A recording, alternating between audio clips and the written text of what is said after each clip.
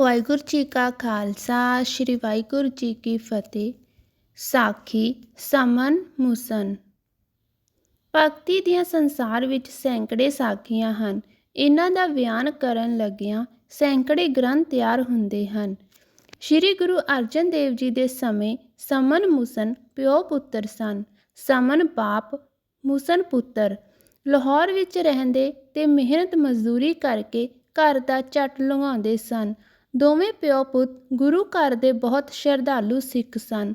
ਜਦੋਂ ਕਿਤੇ ਪਤਾ ਲੱਗਦਾ ਕਿ ਗੁਰੂ ਜੀ ਆਏ ਹਨ ਤਾਂ ਉਹ ਪਹੁੰਚ ਕੇ ਸਤ ਸੰਗ ਕਰਨ ਵਾਸਤੇ ਜਾਂਦੇ। ਇੱਕ ਵਾਰ ਸ਼੍ਰੀ ਗੁਰੂ ਅਰਜਨ ਦੇਵ ਜੀ ਲਾਹੌਰ ਗਏ ਹੋਏ ਸਨ। ਸੰਗਤਾਂ ਹੁਮ ਹੁਮਾ ਕੇ ਰੋਜ਼ ਦਰਸ਼ਨ ਕਰਨ ਵਾਸਤੇ ਆਇਆ ਕਰਦੀਆਂ ਸਨ। ਕਈ ਪ੍ਰੇਮੀ ਜਿਨ੍ਹਾਂ ਨੂੰ ਵਾਹਿਗੁਰੂ ਨੇ ਬਹੁਤਾ ਧਨ ਦਿੱਤਾ ਸੀ, ਗੁਰੂ ਜੀ ਤੇ ਸੰਗਤ ਨੂੰ ਵਰਜ ਕੇ ਰੋਟੀ ਖਵਾਉਂਦੇ ਸਨ। ਉਹਨਾਂ ਵੱਲ ਵੇਖ ਕੇ ਪ੍ਰੇਮੀ ਸਿੱਖ ਸਮਨ ਤੇ ਮੁਸਨ ਨੂੰ ਹਿਰਦੇ ਵਿੱਚ ਚਾਅ ਆਇਆ ਕਿ ਉਹ ਵੀ ਗੁਰੂ ਜੀ ਤੇ ਸੰਗਤਾਂ ਨੂੰ ਪ੍ਰਸ਼ਾਦ ਛਕਾ ਕੇ ਜੀਵਨ ਤੇ ਕਮਾਈ ਨੂੰ ਸਫਲ ਕਰਨ। ਪਰ ਕੋਲ ਕੁਝ ਨਹੀਂ ਸੀ। ਜੋ ਕਮਾਈ ਕਰਦੇ ਸਨ ਉਹ ਰੋਜ਼ ਦੀ ਰੋਜ਼ ਖਰਚ ਹੋ ਜਾਂਦੀ ਸੀ। ਦੋਵੇਂ ਇਕਾਂਤ ਵਿੱਚ ਬੈਠ ਕੇ ਸੋਚਦੇ ਰਹੇ। ਬਹੁਤ ਚਿਰ ਸੋਚਣ ਪਿੱਛੋਂ ਉਹਨਾਂ ਨੂੰ ਇੱਕ ਢੰਗ ਸੁੱਝਿਆ। ਉਹ ਇਹ ਕਿ ਉਹਨਾਂ ਦੇ ਗੁਆਂਢ ਹਲਵਾਈ ਜਗਤ ਰਾਮ ਸੀ। ਜਗਤ ਰਾਮ ਹਲਵਾਈ ਨੂੰ ਆਖਣ ਲੱਗੇ, ਭਾਈ ਜੀ, ਜੇ ਤੁਸੀਂ ਸਾਨੂੰ 50 ਸਿੱਖਾਂ ਵਾਸਤੇ ਪੱਕਾ ਭੋਜਨ, ਮਠਿਆਈ, ਪੂੜੀਆਂ ਆਦਿਕ ਬਣਾ ਦਿਓ ਤੇ ਜੋ ਖਰਚਾ ਆਵੇ ਉਹ ਅਸੀਂ ਤੁਹਾਨੂੰ ਹੌਲੀ ਹੌਲੀ ਕਮਾ ਕੇ ਵਿਆਜ ਸਮੇਤ ਦੇ ਦੇਵਾਂਗੇ। ਸਾਡੀ ਸ਼ਰਧਾ ਹੈ, ਇਹ ਪੂਰੀ ਹੋ ਜਾਵੇ, ਮਦਦ ਕਰੋ। ਪਿਓ ਪੁੱਤਰਾਂ ਦੀ ਪ੍ਰਾਰਥਨਾ ਸੁਣ ਕੇ ਹਲਵਾਈ ਜਗਤ ਰਾਮ ਨੇ ਹਾਂ ਕਰ ਦਿੱਤੀ। ਉਸ ਦੀ ਹਾਂ ਉੱਤੇ ਸਮਨ ਤੇ ਮੁਸਨ ਗੁਰੂ ਜੀ ਦੀ ਹਜ਼ੂਰੀ ਵਿੱਚ ਪੁੱਜੇ ਤੇ ਪ੍ਰਸ਼ਾਦ ਵਾਸਤੇ ਆਖ ਦਿੱਤਾ। ਦਿਨ ਮਿਥਿਆ ਗਿਆ। ਅੰਤਰਜਾਮੀ ਦਾਤੇ ਸਭ ਜਾਣਦੇ ਸਨ। ਉਹਨਾਂ ਕਿਹਾ, ਜਾ ਸਿੱਖਾ, ਤੇਰੀ ਸ਼ਰਧਾ ਪੂਰੀ ਹੋ ਜਾਵੇਗੀ। ਇਹ ਸੁਣ ਕੇ ਦੋਵੇਂ ਪਿਓ ਪੁੱਤਰ ਖੁਸ਼ੀ ਖੁਸ਼ੀ ਘਰ ਆ ਗਏ। ਜਗਤ ਰਾਮ ਦੇ ਕੋਲ ਬੈਠ ਕੇ ਸਮਾਨ ਤਿਆਰ ਕਰਵਾਉਣ ਲੱਗੇ। ਸੰਸਾਰ ਵਿੱਚ ਗੁਰੂ ਨਿੰਦਕਾਂ ਤੇ ਮਨਮਤੀਆਂ ਦਾ ਵੀ ਘਾਟਾ ਨਹੀਂ। ਇਹ ਸ਼ੈਤਾਨੀ ਬਲ ਵਾਲੇ ਭਗਤਾਂ ਦੇ ਨਾਲ ਹੀ ਸੰਸਾਰ ਵਿੱਚ ਤੁਰੇ ਆਉਂਦੇ ਹਨ। ਜਗਤ ਰਾਮ ਤੇ ਸਮਨ ਮੁਸਨ ਦਾ ਗੁਆਂਢੀ ਇੱਕ ਸੇਠ ਸੀ ਜੋ ਮਨ ਦਾ ਭੈੜਾ ਤੇ ਕੰਜੂਸ ਸੀ। ਉਸਨੂੰ ਜਦੋਂ ਪਤਾ ਲੱਗਾ ਕਿ ਗਰੀਬ ਸਮਨ ਮੁਸਨ ਗੁਰੂ ਜੀ ਤੇ ਸਿੱਖ ਸੰਗਤਾਂ ਨੂੰ ਪ੍ਰਸ਼ਾਦ ਛਕਾ ਰਹੇ ਹਨ ਤਾਂ ਉਸਦੇ ਮਨ ਵਿੱਚ ਈਰਖਾ ਕੀਤੀ।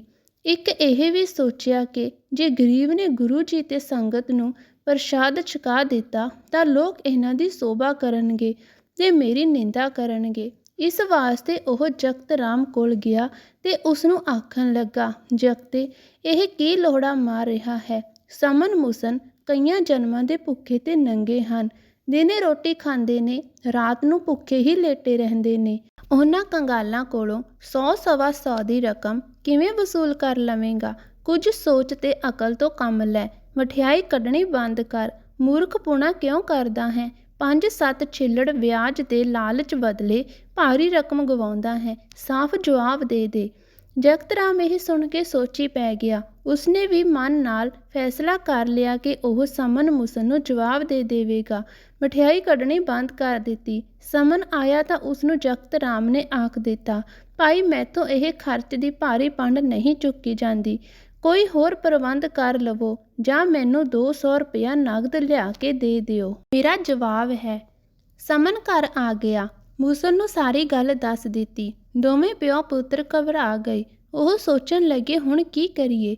ਗੁਰੂ ਜੀ ਤੇ ਸੰਗਤ ਵੱਲੋਂ ਝੂਠੇ ਹੋਣ ਨਾਲੋਂ ਮਰਨਾ ਯੋਗ ਹੈ। ਗੁਰੂ ਜੀ ਕੋਲੋਂ ਬੇਮੁਖ ਹੋਵਾਂਗੇ, ਬਦਨਾਮੀ ਹੋਵੇਗੀ, ਸੰਗਤ ਭੁੱਖੀ ਰਹੇਗੀ। ਜਗਤ ਰਾਮ ਨੇ ਧੋਖਾ ਦਿੱਤਾ। ਅੱਛਾ, ਵਾਹਿਗੁਰੂ ਦੇ ਰੰਗ।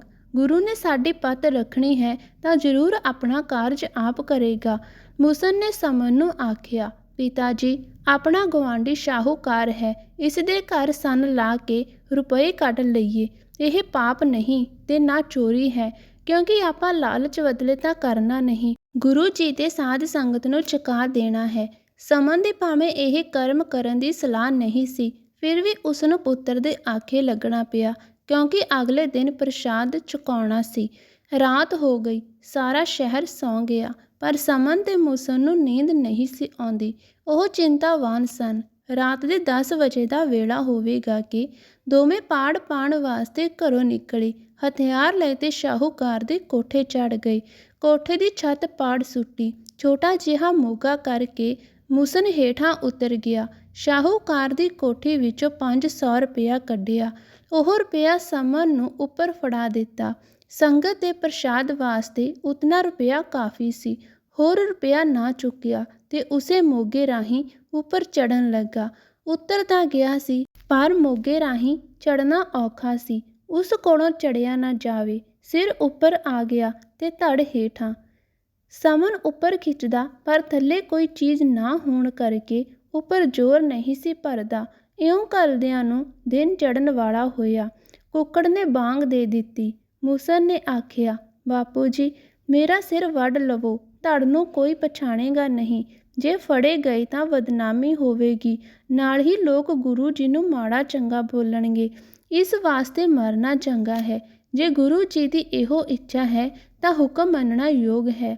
ਸਮਨ ਨੇ ਇਹ ਸਲਾਹ ਸੁਣ ਤਾਂ ਲਈ, ਪਰ ਸੰਸਾਰ ਵਿੱਚ ਇਕਲੌਤੇ ਬੇਟੇ ਦਾ ਸਿਰ ਕੌਣ ਕੱਟੇ? ਇਹ ਕਰਮ ਤਾਂ ਵਲੀ ਔਲੀਏ ਵੀ ਨਹੀਂ ਕਰ ਸਕਦੇ। ਸਧਾਰਨ ਆਦਮੀ ਦਾ ਕੀ ਹੈ, ਪਰ ਵਾਹ ਗੁਰੂ ਤੇ ਧੰਨ ਗੁਰੂ ਦੇ ਸਿੱਖ। ਗੁਰੂ ਤੇ ਸਾਧ ਸੰਗਤ ਨੂੰ ਪ੍ਰਸੰਨ ਕਰਨ ਵਾਸਤੇ ਜੀਵਨ ਦੀ ਬਾਜ਼ੀ ਲਾ ਦਿੱਤੀ। ਬਾਪ ਨੇ ਕਿਰਪਾਨ ਨਾਲ ਪੁੱਤਰ ਦਾ ਸਿਰ ਵੱਢ ਦਿੱਤਾ। ਧੜ ਹੇਠਾਂ ਡਿੱਗ ਪਿਆ। ਅੱਖੋਂ ਅਥਰੂ ਨਹੀਂ ਕੇਰੇ। ਘਰ ਗਿਆ, ਪੁੱਤਰ ਦੇ ਸਿਰ ਨੂੰ ਕੱਪੜੇ ਵਿੱਚ ਲਵੇਟ ਕੇ ਰੱਖ ਦਿੱਤਾ।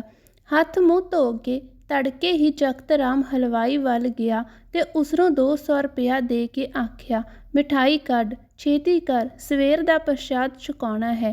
ਜਿਸਨੂੰ ਪੈਸੇ ਮਿਲ ਗਏ ਉਹ ਭਲਾ ਕੰਮ ਕਿਉਂ ਨਾ ਕਰੇ। ਉਸਨੇ ਬਹੁਤ ਆਦਮੀ ਲਾ ਕੇ ਰੋਟੀ ਵੇਲੇ ਨੂੰ ਪ੍ਰਸ਼ਾਦ ਤਿਆਰ ਕਰ ਦਿੱਤਾ। ਦੂਸਰੇ ਪਾਸੇ ਸ਼ਾਹੂਕਾਰ ਸਵੇਰੇ ਉੱਠਿਆ, ਘਰ ਦਾ ਬੂਹਾ ਖੋਲ੍ਹਿਆ ਤਾਂ ਅੰਦਰ ਲੋਥ ਪਈ ਦੇਖ ਕੇ ਕੰਬ ਗਿਆ। ਉਸਨੂੰ ਚੋਰੀ ਤੇ ਕੋਠੇ ਦਾ ਪਾੜ ਤਾਂ ਭੁੱਲ ਗਿਆ, ਪਰ ਫਿਕਰ ਪੈ ਗਿਆ ਲੋਥ ਦਾ। ਉਹ ਨੱਠਾ ਸਮਨ ਵੱਲ ਗਿਆ। ਉਸ ਅੱਗੇ ਹੱਥ ਜੋੜ ਕੇ ਤਰਲਾ ਕਰਨ ਲੱਗਾ, ਭਾਈ ਸਮਨ, 200 ਰੁਪਇਆ ਲੈ ਲੈ ਤੇ ਮੇਰੇ ਘਰ ਕਿਸੇ ਦੀ ਲੋਥ ਪਈ ਹੈ, ਉਸਨੂੰ ਚੁੱਕ ਕੇ ਬਾਹਰ ਸੁੱਟ ਆ। ਕਿਸੇ ਨੂੰ ਦੱਸੀ ਨਾ। ਮੇਰੀਆਂ ਪਿਛਲੀਆਂ ਭੁੱਲਾਂ ਬਖਸ਼, ਮੇਰੇ ਤੇ ਦਇਆ ਕਰ, ਕਿਸੇ ਨੂੰ ਪਤਾ ਨਾ ਲੱਗੇ। ਇਹ ਸੁਣ ਕੇ ਸਮਨ ਨੂੰ ਖੁਸ਼ੀ ਹੋਈ। ਉਸ ਨੇ ਸ਼ਾਹੂਕਾਰ ਕੋਲੋਂ 200 ਰੁਪਇਆ ਲੈ ਲਿਆ ਤੇ ਮੁਸਨ ਦੀ ਲੋਥ ਚੁੱਕ ਕੇ ਘਰ ਲੈ ਆਇਆ। ਘਰ ਲਿਆ ਕੇ ਅਗਲੇ ਅੰਦਰ ਰੱਖ ਦਿੱਤੀ। ਧੌਣ ਨਾਲ ਸਿਰ ਜੋੜ ਕੇ ਉੱਪਰ ਚਿੱਟੀ ਚਾਦਰ ਪਾ ਦਿੱਤੀ। ਆਪ ਪ੍ਰਸ਼ਾਦ ਛਕਾਉਣ ਦਾ ਆਹਰ ਪਾਹਰ ਕਰਨ ਲੱਗਾ। ਸੰਗਤ ਆਉਣ ਦਾ ਵੇਲਾ ਹੋ ਗਿਆ। ਗੁਰੂ ਜੀ ਦੇ ਸੰਗਤ ਨੂੰ ਸੱਦਣ ਵਾਸਤੇ ਗਿਆ। ਅਕਾਲ ਪੁਰਖ ਦੀ ਉਸਤਤ ਦਾ ਕੀਰਤਨ ਕਰਦੀ ਹੋਈ ਸੰਗਤ ਸਮਨ ਦੇ ਗ੍ਰਹਿ ਪੁੱਜੀ। ਸਭ ਦੇ ਹੱਥ ਧੁਆਏ ਗਏ, ਪੰਗਤਾਂ ਲੱਗ ਗਈਆਂ। ਸਿੱਖ ਸੇਵਕਾਂ ਨੇ ਆਪ ਹੀ ਪ੍ਰਸ਼ਾਦ ਵਰਤਾਉਣਾ ਸ਼ੁਰੂ ਕਰ ਦਿੱਤਾ। ਜਦ ਸਾਰੀ ਸੰਗਤ ਨੂੰ ਪ੍ਰਸ਼ਾਦ ਪਰੋਸਿਆ ਗਿਆ ਤਾਂ ਝੋਜੀ ਤੇ ਅੰਤਰਜਾਮੀ ਗੁਰੂ ਪੰਚਮ ਪਾਤਸ਼ਾਹ ਜੀ ਨੇ ਮਿਹਰ ਵਿੱਚ ਆ ਕੇ ਸਮਨ ਨੂੰ ਪੁੱਛਿਆ, ਮੁਸਨ ਕਿੱਥੇ ਹੈ? ਉਸ ਨੂੰ ਸੱਦੋ, ਸੰਗਤਾਂ ਨੂੰ ਪ੍ਰਸ਼ਾਦ ਛਕਾਵੇ, ਜਲ ਵਰਤਾਵੇ, ਆਪ ਪ੍ਰਸ਼ਾਦ ਛਕੀਏ। ਉਹ ਦੂਰ ਕੰਮ ਗਿਆ ਹੈ। ਸਮਨ ਨੇ ਉੱਤਰ ਦਿੱਤਾ, ਸਿੱਖਾ, ਆਵਾਜ਼ ਮਾਰ, ਆ ਜਾਵੇਗਾ, ਛੇਤੀ ਕਰ। ਸੱਚੇ ਪਾਤਸ਼ਾਹ, ਜਿੱਥੇ ਉਹ ਗਿਆ ਹੈ ਉੱਥੇ ਮੇਰੀ ਆਵਾਜ਼ ਨਹੀਂ ਪੁੱਜ ਸਕਦੀ। ਮੈਂ ਤਾਂ ਥੱਕ ਟੁੱਟਾ ਜਿਉੜਾ ਹਾਂ। ਆਪ ਕਿਰਪਾ ਕਰੋ ਤਾਂ ਸ਼ਾਇਦ ਉਹ ਆ ਜਾਵੇ। ਮੇਰੇ ਦਾਤੇ, ਮਿਹਰਾਂ ਦੇ ਸਾਈਂ, ਅੰਤਰਜਾਮੀ ਘਟ ਦੇ ਜਾਣਨਹਾਰ ਜੀ, ਮੈਂ ਨਿਮਾਨੜਾ ਸਿੱਖ, ਕੁਝ ਚੀਜ਼ ਨਹੀਂ, ਰਾਹਾਂ ਦੇ ਕੱਖਾਂ ਨਾਲੋਂ ਵੀ ਹੌਲਾ। ਇੱਕ ਇੱਛਾ ਸੀ, ਉਹ ਪੂਰੀ ਹੋ ਗਈ। ਹੁਣ ਤਾਂ ਜੀਵਨ ਦੀ ਇੱਛਾ ਵੀ ਮੁੱਕ ਗਈ ਹੈ। ਅਕਾਲ ਪੁਰਖ ਦਾ ਧਿਆਨ ਧਰ, ਕਹੋ ਵਾਹਿਗੁਰੂ। ਇੰਨਾ ਆਖ ਕੇ ਸ੍ਰੀ ਗੁਰੂ ਅਰਜਨ ਦੇਵ ਜੀ ਨੇ ਮੁਸਨ ਨੂੰ ਆਵਾਜ਼ ਦਿੱਤੀ, ਮੁਸਨ, ਬਾਹਰ ਆ, ਸੰਗਤਾਂ ਘਰ ਆਈਆਂ ਹਨ। ਤੂੰ ਚਿੱਟੀ ਚਾਦਰ ਤਾਣ ਕੇ ਸੌਂ ਰਿਹਾ ਹੈ। ਇਹ ਯੋਗ ਨਹੀਂ। ਆ ਸਿੱਖਾ, ਛੇਤੀ ਆ। ਗੁਰੂ ਜੀ ਦੇ ਇਸ ਵਚਨ ਦੇ 2 ਮਿੰਟ ਪਿੱਛੋਂ ਧੰਨ ਗੁਰੂ ਕਰਦਾ ਹੋਇਆ ਮੁਸਨ ਅੰਦਰੋਂ ਬਾਹਰ ਆ ਗਿਆ। ਗੁਰੂ ਜੀ ਦੇ ਚਰਨਾਂ ਉੱਤੇ ਮੱਥਾ ਟੇਕਿਆ ਤੇ ਜਲ ਵਰਤਾਉਣ ਲੱਗਾ।